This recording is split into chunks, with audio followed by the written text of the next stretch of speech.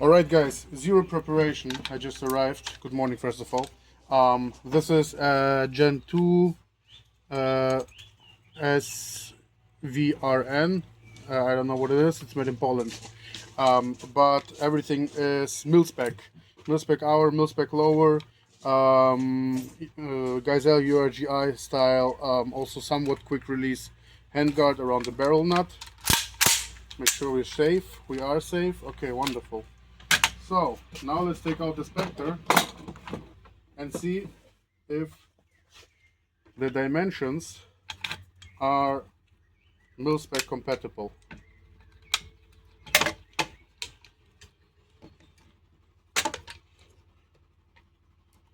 So swapping up the upper. That's the first try. Zero preparation. Let's see. 1,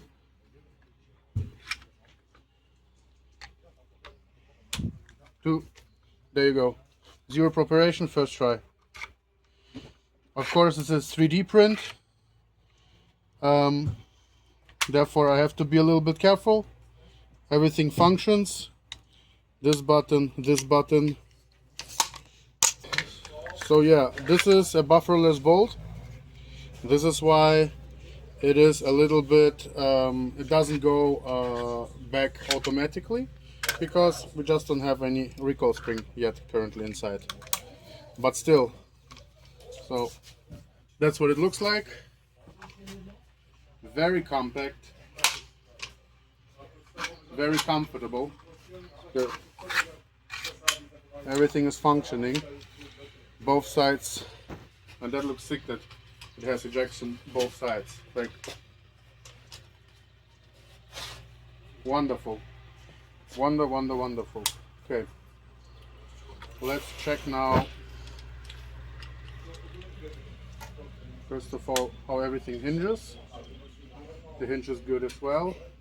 Let's see if the bolts fit. Let us see if the bolts fit.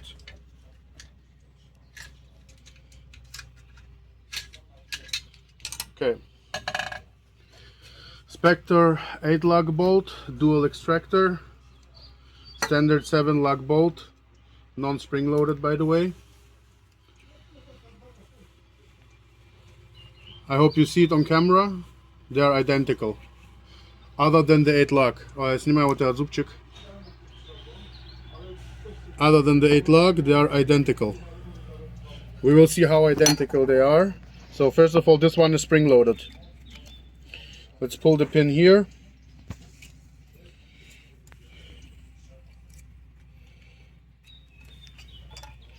Let's do the same here.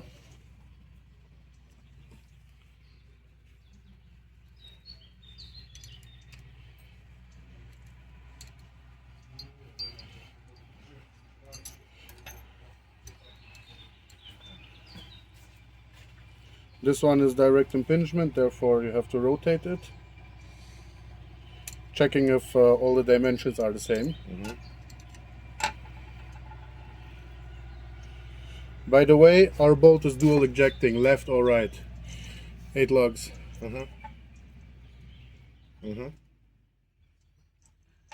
S7 steel, this will take some punch.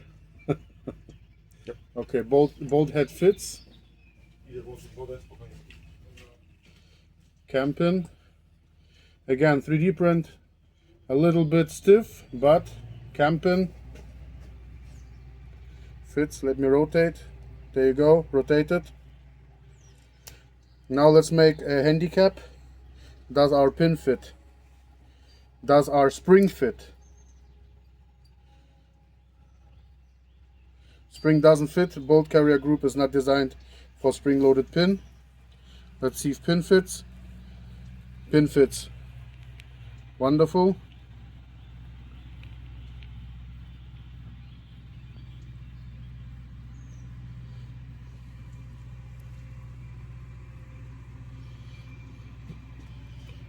Okay, so now we have the same bolt carrier.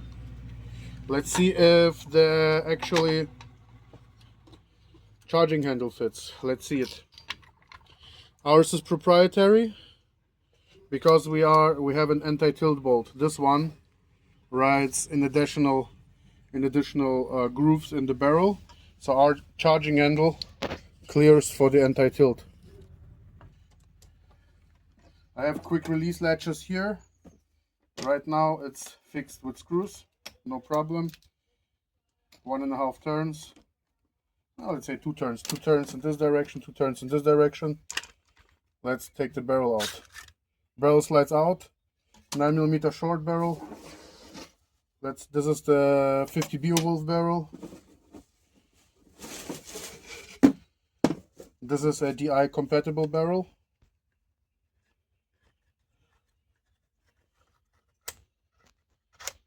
Okay, went in.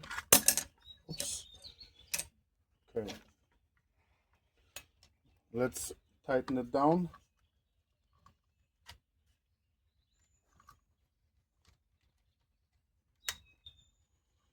Okay, tighten down. Tighten down as well. Fits. Everything mil-spec backwards compatible. Actually looks like the old school battle rifles with the full length barrel and the short handguard. Looks kind of like the ACR, the first version. I want to mention something. You saw I just struck the barrel of the 3D print against the case here. Let's see if it shifted somehow. No, it didn't. It's just a 3D print. It's not perfectly tight, but you can see perfectly centered.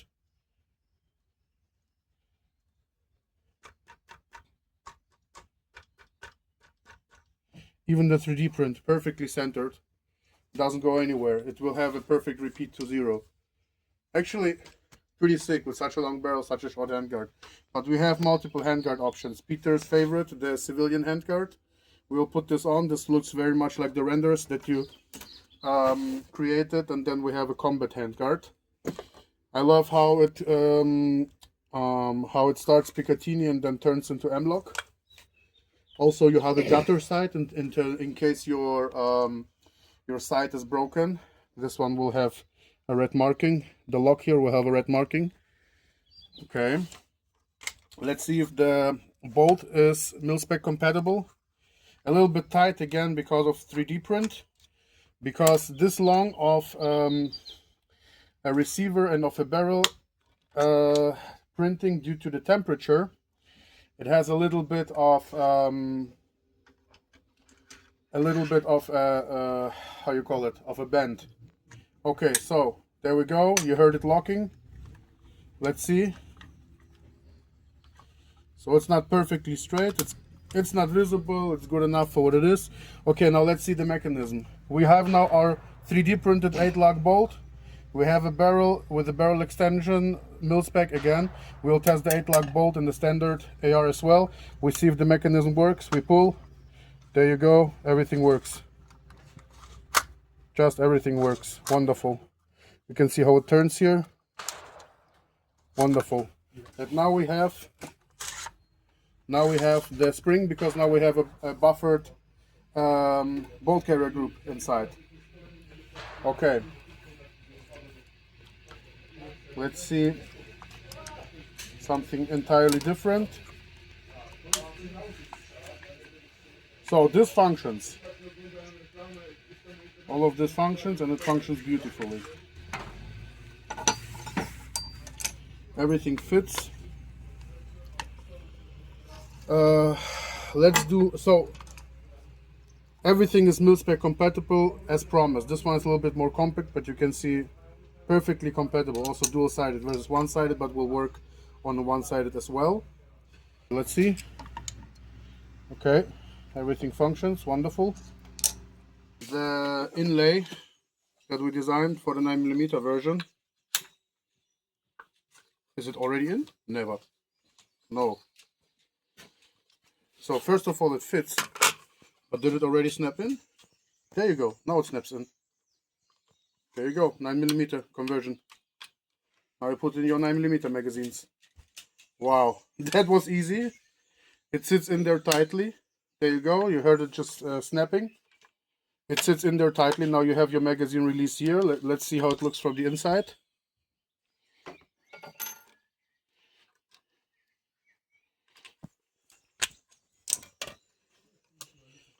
Okay, beautifully.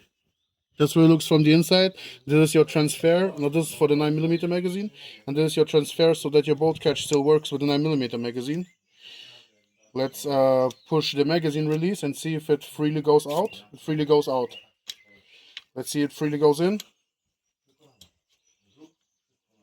There you go. Freely went in, clicked in. Crazy, everything fits. Well, what means crazy? It's surprising every time. But yeah, everything fits first try. Wonderful. Now the real test. Let's see if we can actually load some ammunition. Some dummy ammunition. So, first of all, let's see what loads and how it loads. These are some dummies, different dummies, 50 Beowulf, 6.8.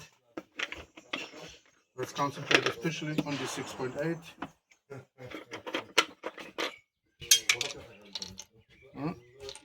Let's see, 9mm. Okay, so first of all, 9mm dummy, 6.8 dummy, 50 Beowulf, different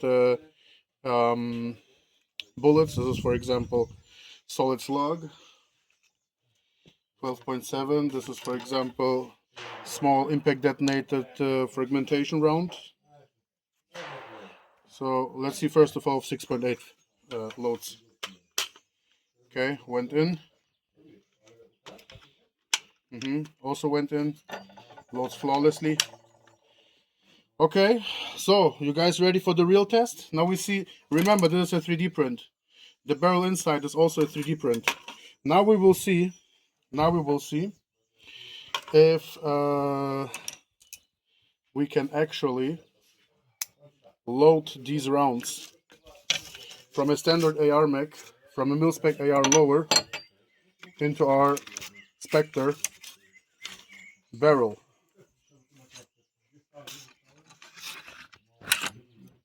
Okay, so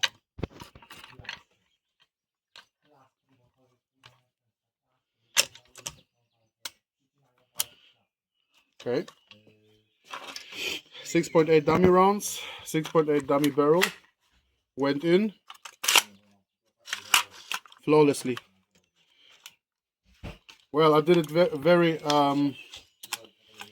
very subtle, so it doesn't perfectly lock in. A little bit of there you go, a little bit of a strike and it locked in.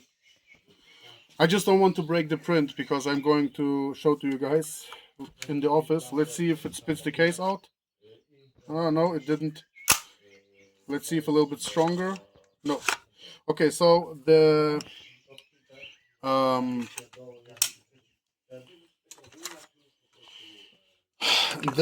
extractors on the 3D print are too weak to pull out the case because there's also no real springs in there right now.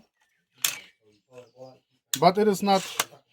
We see it loads them perfectly. Okay, so for now, let's check handguards. Okay, we have a round in the barrel. We just remembered. Okay, let's check handguards. It's all dummy, so we can actually. Weirdly, I still like it somehow with the short handguard and the long barrel, but I would instinctively try to grab that barrel. Okay, that was even too much, so I can even twist it less. Ah no, I want to take off the handguard, then I have to completely untwist it. But again, there you go, barrel is off. Now I can put in another barrel, for example the 9mm again, if I want. There you go. Okay, let's talk handguards. Let's put some handguards in there. And let's also build the. Do we want to build a receiver back? Yeah. Let's put the bufferless bolt carrier group on there, because I'll tell you why. Because this bolt carrier group, okay, we've proven that everything is mil-spec compatible. This bolt carrier group has DI, direct impingement system, on the top. It fucks with our tube, so it's not too good. It's not really good. We don't want that. Second. Yeah, that's all. It's well pinned on a 3D print, so yeah. Okay. First of all, let us put the parts all back in. Ah, wait, before we do that, let us see if the bolt is mil-spec compatible. I tell you right away, yes it is. Let's see. I didn't try yet. It's first try. There you go, locked. Mil-spec compatible bolt, 8 lux. Okay, wonderful. Opened smooth, flawlessly, wonderful. So you can drop this bolt in, take some N3 ammo, and like with the stainless steel case, and you could already fire high-powered, like overpressure rounds. That is actually priceless. That's gold. Okay. The gun is pretty dirty, pretty carboned up, as you can tell. Okay. Now. It's confusing. I was about to build in the metal camping. I was just also assembly back because we don't have a DI system. Very simple, simpler than on a DI system. You don't have to clear the tube when inserting the cam pin again. The pins again, I'm confused which one I should take. Of course, we take the 3D printed one because I don't want a 3D printed pin to be in Christoph's. By the way, pretty good replica. If you take a look, this is what I made yesterday from some spring. We don't want Christoph to use a polymer 3D printed pin in his gun. Okay. Fusing everything back together. 3D printed parts. Okay. Different charging handle positions and everything will still be discussed. Let's see. Different charging handles, different position of charging handle, we will later determine. So this is for now, just to see if everything functions. But an MP5 charging handle up front, also when we convert it to a bullpup, will come in very handy. Maybe an ACR type charging handle. Charging handle here on the side, I'm not sure about. We wanted to change handguards. Let's do that.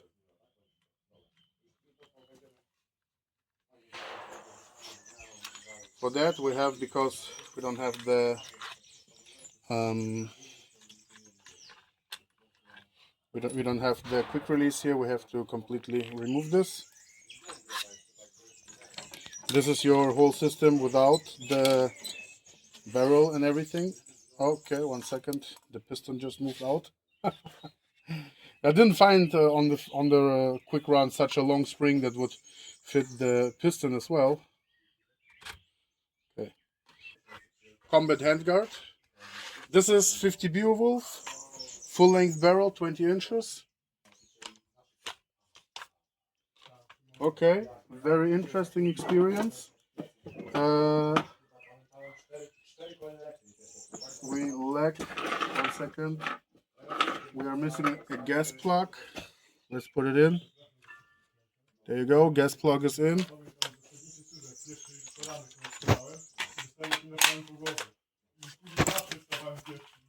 Wonderful, wonderful, handles beautifully.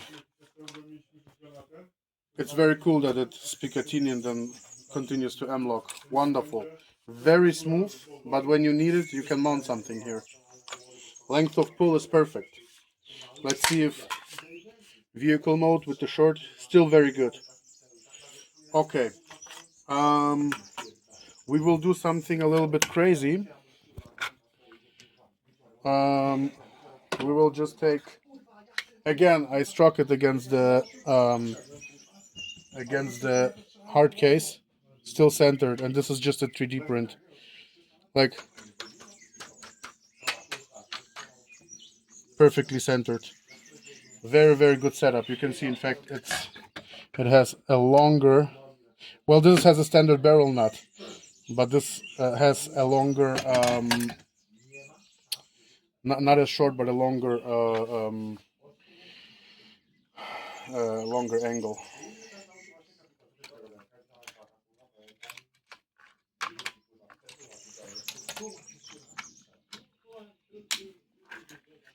Okay.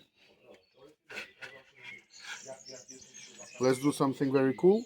One major benefit with our almost mil-spec upper, it has slight modifications. All the mil-spec parts will fit the mil-spec upper, but it's slightly different. Is that you can put in charging handle and bolt at once. You don't need to do the weird shit with the charging handle first and then the bolt second. Okay, now Peter, the full-length handguard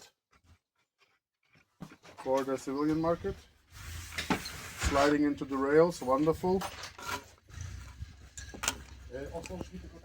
ACR vibes, heavy ACR vibes actually, but modernized ACR vibes. Civilian rifle, this is what it will look like.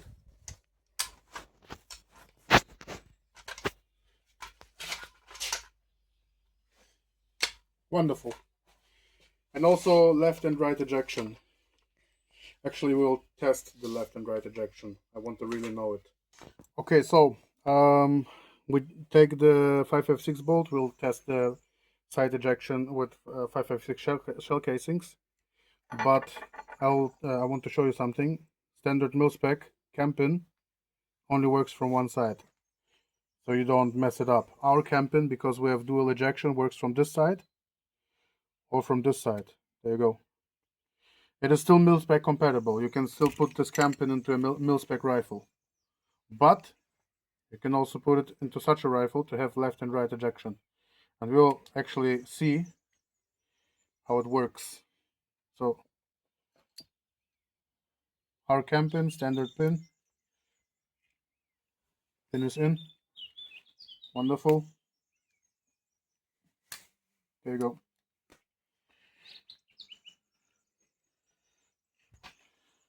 Put the pin retainer in. These old style retainers are always a mess to put in. There you go. It's in. Okay. So we have a shell casing in there. Let's see if it ejects from the left side. Almost ejected. Let's try again.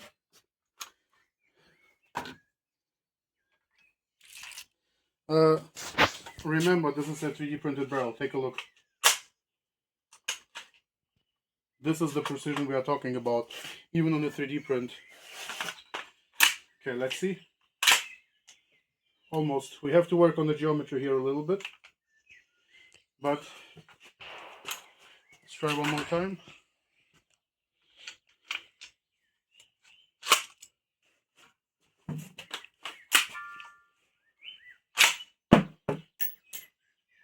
Okay, so there is nothing mechanically holding the case. Gravitation, the weight of the case being enough to make it actually eject, a very good sign, because it means that inside the system there's nothing holding this casing back. And one final try, just to make sure that this is really just gravity that is necessary, that is enough to make the case go out. There you go. This is now already almost ejected it. Actually, let's see what happens if we make it without a magazine. Still the same. Nothing is holding the case in place on the inside. Nothing. It's really just the case, that's all. Not enough speed, not enough force, because but we'll get rid of it by changing the geometry a little bit. Also, not just not enough speed, not enough force, also no bullet. We don't have something at the nose, to manually, if you manually extract a loaded bullet, it flies out, also because the bullet itself has some mass, some inertia. An empty casing is only extracted during shooting. Okay. Well, that's it. One more demonstration that gravity is enough to make the case fall out from the left side, and that nothing is mechanically hindering the case from falling out. So it's not like it gets stuck somewhere here. It's just it doesn't have enough speed or pressure, and it's not guaranteed that if the case has a bullet, for example, that it would not fly out. Very possible that it would still fly out then. Okay, so here's our case. Okay, so nothing is holding the case inside mechanically. Now we know it. I believe on the first metal prototype, this will be, because it has full speed and full pressure, I believe on the first metal prototype, this will be something to check if during firing the speed and the force is enough. If not, then on the first metal prototype, we will just change a little bit manually by filing and polishing the geometry of this ejection window, now that we know that nothing is holding it mechanically in place. And until we got it right, we'll document it and transfer them to the serial production. Make it ready for serial. Okay. I'm personally completely blown away by this PDW length. It is like very sexy.